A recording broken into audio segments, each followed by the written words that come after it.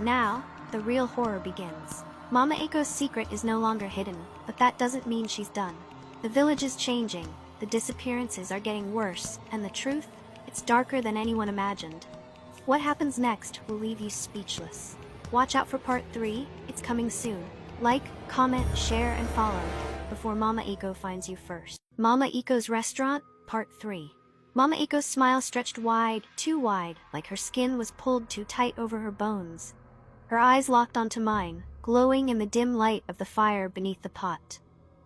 My breath caught in my throat. I wanted to run, but my legs wouldn't move. She didn't say a word. She just stood there, holding that long wooden spoon, the steam from the pot curling around her like ghostly fingers. Then slowly, she dipped the spoon back into the stew. The hand that had been floating there sank beneath the surface, disappearing into the thick broth. I felt bile rise in my throat. My stomach churned. The smell of the stew mixed with something foul, something rotten. It was the smell I had been noticing on her all along. Death. I forced myself to take a step back, but the old wooden plank under my feet creaked, loudly. Mama Aiko's head snapped to the side, her smile never fading. "Chimaka," she said, her voice smooth like oil. "Why are you spying on me?" I couldn't answer. My lips wouldn't move. She took a step forward, I took another step back. "You look hungry," she whispered, her voice almost a purr. "Come inside, child, let Mama Aiko feed you." Her long fingers, dark and wrinkled, gestured toward the door. The same fingers that had been stirring that cursed pot. I bolted.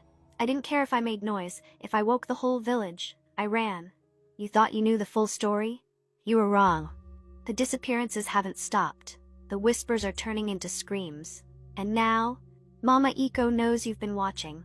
The village is trapped under her spell, and the truth is darker than ever. But here's the real question. What happens when the only person who can stop her becomes her next target? Part 4 is coming soon. Watch till the end, then ask yourself, would you survive this? Like, comment, share, and follow before it's too late. Mama Aiko Restaurant Part 4. I ran. My feet pounded against the dirt, my heartbeat slamming in my ears. I could still feel her eyes on me, still hear the way she said my name. I didn't stop until I reached my house. I slammed the door shut and locked it, pressing my back against the wood, panting hard. My father wasn't home. Of course he wasn't. He was probably at Mama Aiko's, stuffing his mouth with her cursed food. I slid down to the floor, hugging my knees, my mind racing. Amina. Had she ended up in that pot? The thought made me want to scream, but I bit down on my lip hard enough to draw blood. No one would believe me. They would say I was imagining things. They would say I was just a silly child. But I knew what I saw. Mama Aiko was feeding the village more than just food. And now, she knew that I knew. I had to do something.